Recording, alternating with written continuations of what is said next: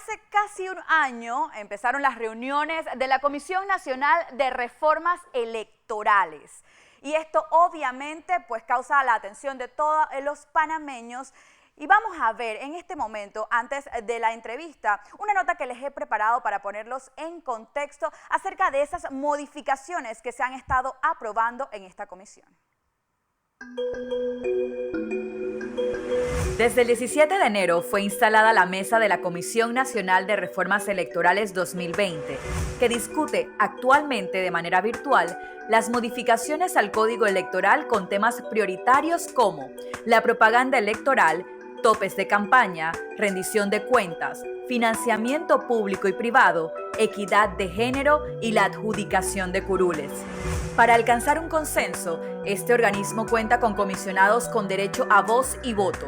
Estos son el Tribunal Electoral, que solo vota en caso de empate, un representante de cada partido político, uno de los ciudadanos elegidos por libre postulación y el representante de cada una de las 4 áreas del Foro Ciudadano Pro Reformas Electorales. Pero también se encuentran otras entidades que solo tienen derecho a voz, como la Asamblea Nacional, Frenadeso, el órgano ejecutivo, la Asociación de Estudiantes Universitarios, la Asociación de Parlamentarias y Exparlamentarias, entre otros. Según los magistrados del Tribunal Electoral, las sesiones de la comisión se extenderán hasta la primera quincena del mes de enero 2021, con la intención de presentar en la Asamblea Nacional el paquete de reformas al final de ese mes. Informó para ustedes Madeleine Guevara, Next Noticias. Y para profundizar en este tema tenemos con nosotros a Walkiria Chandler. Ella es diputada suplente independiente y también parte de esta comisión de parlamentarias y exparlamentarias. ¿Cómo está, señora Walkiria? Bienvenida. Muchas gracias, Madeleine. Buenas noches. Saludos a todos los que nos están sintonizando.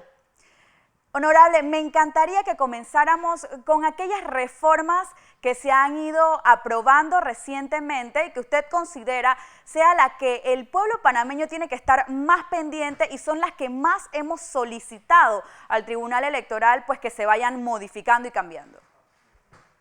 Claro, como mujer y como representante de APARLEXPA, que es la Asociación de Parlamentarias y Exparlamentarias de Panamá, junto al FUNAMUD, que es el Foro Nacional de Mujeres de Partido Político, hemos trabajado fuertemente en impulsar el tema de la verdadera paridad, una equidad en las elecciones, y queremos que sea real porque toda postulación que no reúne el requisito paritario, entendiéndose igual cantidad de hombres y mujeres postulados a los distintos cargos de elección popular, no sea admitida como válida.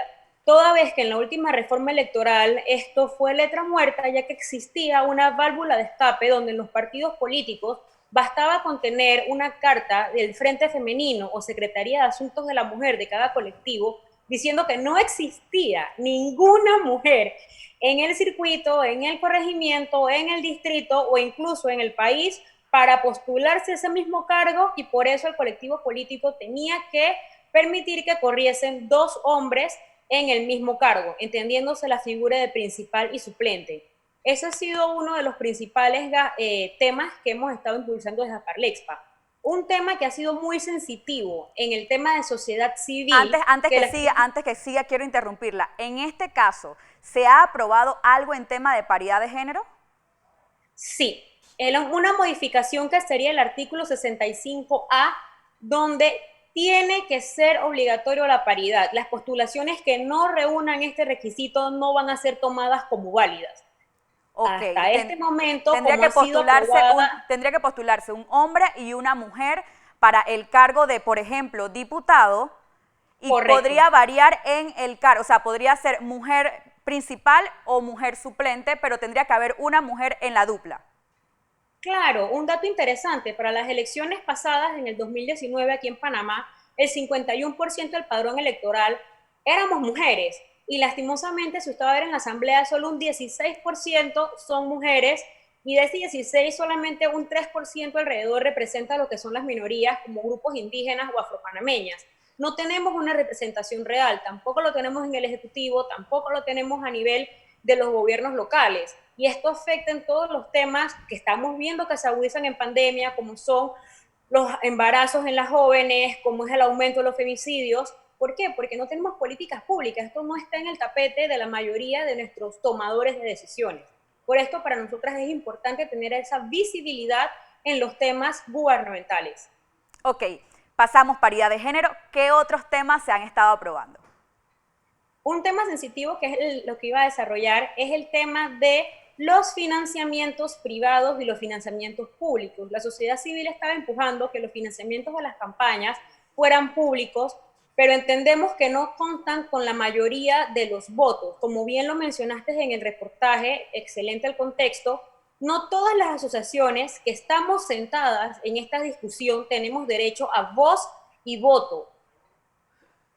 Se puede decir cuáles son nuestras opiniones, pero no todos tenemos ese derecho a votar. Y los que sí tienen el derecho al voto estuvieron entre ellos en el consenso de mantener donaciones privadas. Esto obviamente nos afecta porque está la percepción ciudadana que muchas veces cuando se llega a un cargo político producto de algunas donaciones, ese después funcionario electo le va a deber todo su mandato a los donantes de campaña.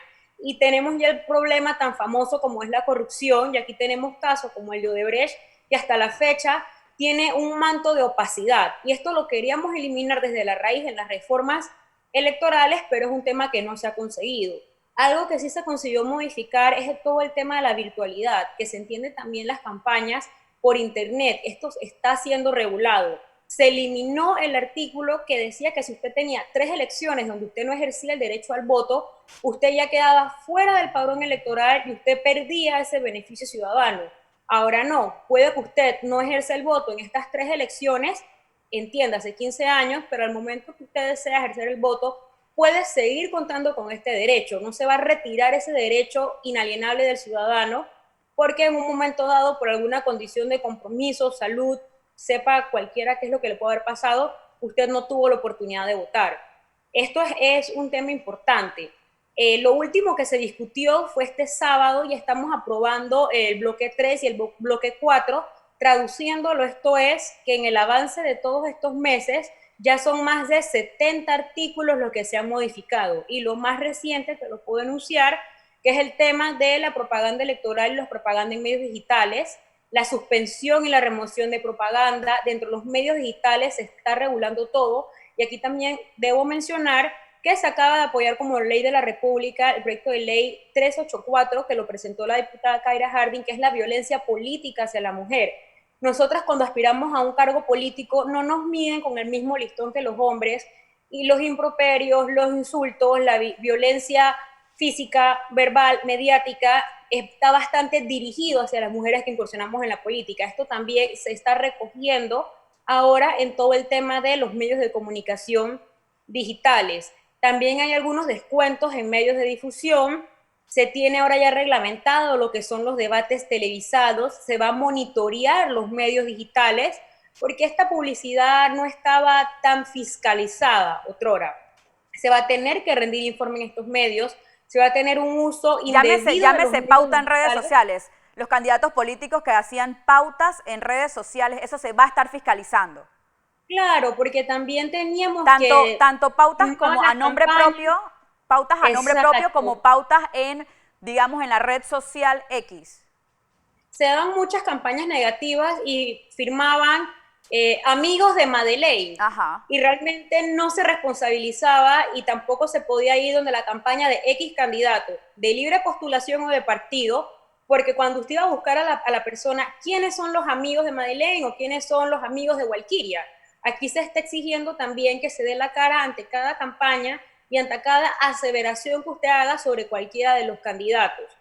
Un tema muy importante que también estamos discutiendo es la divulgación de las encuestas. Tradicionalmente en nuestro país las encuestas se han utilizado como un mecanismo también para manipular la intención de los votantes, generando algún tipo de tendencia según los candidatos o colectivos partidistas que patrocinen estas encuestas. Así que estas divulgaciones también van a tener un periodo límite en el cual se van a poder realizar.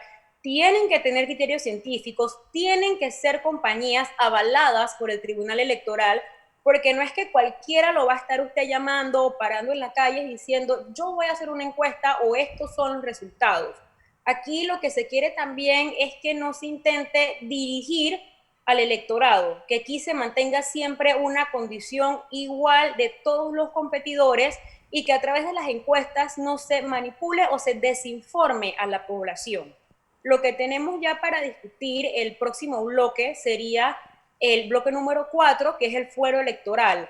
Aquí se está definiendo el fuero electoral, cuál es el alcance, realmente quiénes los tienen, quiénes no. También se cuestiona mucho por el tema de corrupción en Panamá, que hay muchas personas que aspiran a un cargo de elección popular solamente por el fuero para evadir cualquier tipo de responsabilidad penal que puedan tener. Incluso muchas veces son personas que están saliendo de un gobierno y se inscriben en alguna elección simplemente para tener el fuero y así evitar ser juzgado. Diputada, en el tema de que compartía el diputado Juan Diego Vázquez hace algunos días acerca de que se hacía un avance en las reformas electorales sobre estos aportes financieros por parte de contratistas o personas que brindaran servicios públicos, ¿esto también se eliminó? Sí, se eliminó y ahí lo que no se quiere es que todo aquel que presenta licitaciones o trabaja siendo de una empresa privada constantemente con el Estado, es decir, yo le hago los salones, las escuelas, yo construyo los hospitales, yo hago X tema donde mi fuente de ingreso principal como contratista es con el Estado, yo no puedo estarle donando directamente a figuras presidenciales, a figuras de diputados, porque nuevamente se entiende que con esto usted está comprando la voluntad de aquella persona que participa para que una vez acceda al poder, usted tener más facilidades con los contratos, para tener prebendas, para ganarse las licitaciones, porque es algo que tradicionalmente en nuestro país ha ocurrido y en realidad ha ocurrido en toda la región. Esto es algo que no es una particularidad en Panamá, sino es un mecanismo donde muchas empresas y muchos licitantes compran a las futuras autoridades. Esto sí es algo bueno, pero debo mencionar que como lo pusiste en el video informativo previo a la entrevista, estas reformas es un esfuerzo que ya va para un año, empezamos en enero de este año con sociedad civil, políticos, empresarios, trabajadores, con todos los actores vivos de la sociedad. No obstante, esto va a ser remitido a la Asamblea Nacional y en la Asamblea va a ser discutido en sus debates y tiene que ser aprobado por la mayoría de los diputados.